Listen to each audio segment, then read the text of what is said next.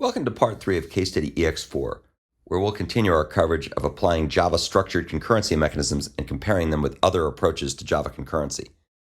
Case study EX4 compares and contrasts the programming models and performance results of Java parallel streams, completable futures, Project Reactor, RxJava, and Java structured concurrency frameworks, which are applied to download, transform, and store many images from a remote web server. This third and final part of the case study focuses on the RxJava and Project Reactor implementations. These implementations use reactive features in modern Java, and you can find the example we'll look at in the EX4 project, in my Loom directory, in my live lessons GitHub repository. So now we're back in the EX4 project in my GitHub repository, and as you recall, we've looked before at the structured concurrency solutions. We've looked at a couple of modern Java solutions using parallel streams and completable futures. And now we're going to round out our discussion by showing the use of Project Reactor and RxJava to implement this particular program.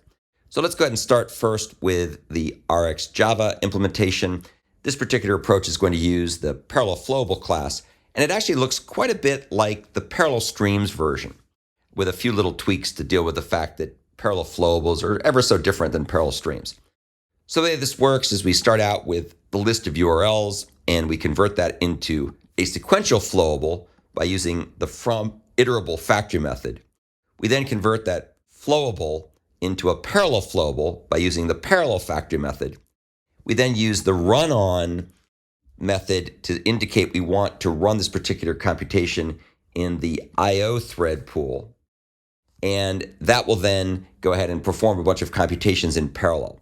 We perform these computations by using the map method, which is going to download each image and convert it into an image object from its URL. And here's the download image method. You can see here it goes ahead and creates a new image object, which will contain the contents from downloading the contents of the URL. So that's kind of what we did before, except this time, unlike the parallel streams and the version that uses Java completable futures, we're not using the common fork join pools managed blocker mechanism, because that's not the thread pool mechanism that's used by RxJava, which instead uses the scheduler's IO thread pool. We then go ahead and use the flat map operation to transform the image and transform each image. And here's what transform image does. It takes the transforms, recall there's transforms that will do things like sepia, tint, grayscale, and so on. And it converts those transforms into a flowable stream, which we then run in parallel on the IO scheduler, and we go and we apply the transform to each image in parallel. And then due to some quirks with RxJava that don't exist in Project Reactor, we actually have to convert this parallel flowable back into a flowable so it'll work properly with the type system. And then we go ahead and call the store image method. And if you take a look here, you can see store image will go ahead and store the object onto the file system using the store method. We've looked at store before. It just writes that to the file system. And that is still in the context of a parallel flowable. And then the last thing we do is we convert the parallel flowable back into a flowable using the .sequential method, which takes all those rails that are doing the computations in parallel and kind of merges them back into one thread. And then we take all the transformed images that we've got and we collect them into a list using the toList factor method on the collectors utility class. This is all part of the modern Java mechanisms.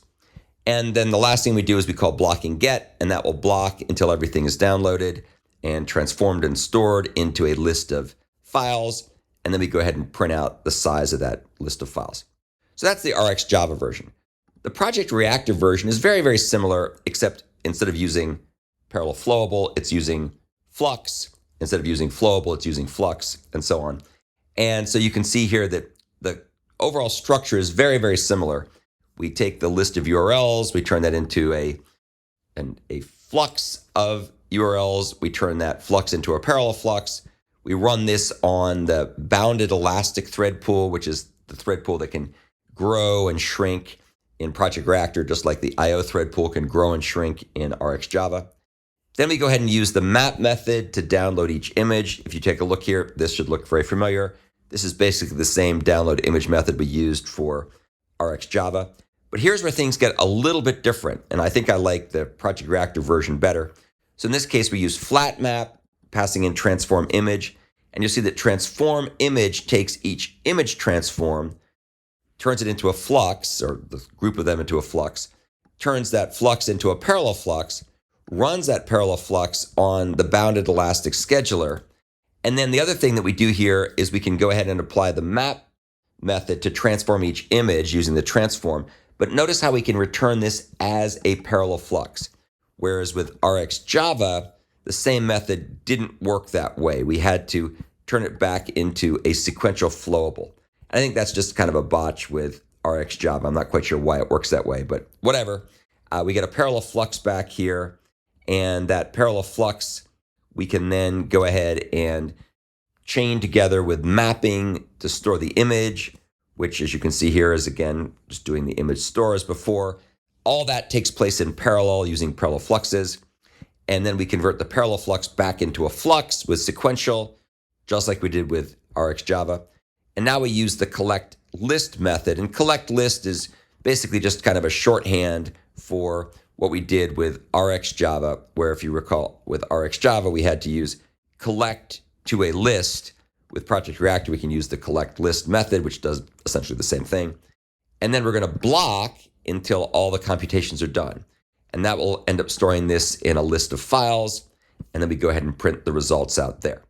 So I think I would argue that the parallel flux approach is pretty straightforward. It's very, very similar to the parallel streams approach. Each has slight pros and cons. The parallel streams approach is a little bit cleaner with respect to the stream mechanism being kind of built into the pipeline. Whereas with Project Reactor and RxJava, you have to kind of do this funky stuff with run on, which is just a little bit more complicated. The nice thing about Project Reactor is you don't have to do this weird hack to deal with the fact that flat map doesn't work properly with parallel streams. So with streams, we had to use reduce and or else, whereas with Project Reactor, we could just kind of stay in this paradigm, and flat map doesn't have the weird sequential mechanism semantics that we do with parallel streams. So about the same amount of code. Let's now go ahead and take a look at what happens when we run all this code.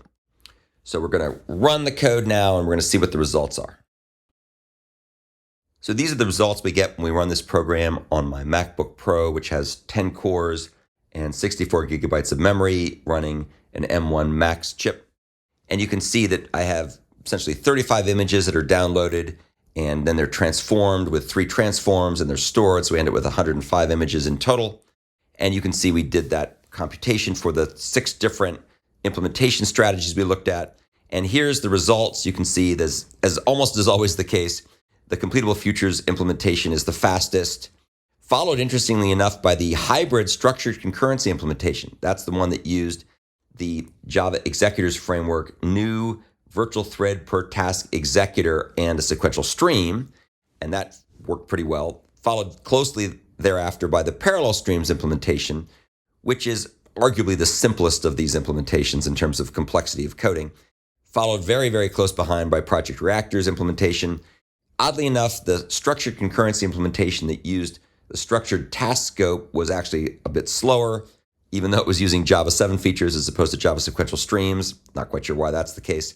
And then RxJava implements the slowest, which is no surprise because its parallel flowable really doesn't seem to be as well thought out as the parallel flux with Project Reactor.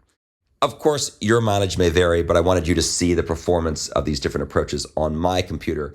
Feel free to try this on your computer and see how you do in comparison.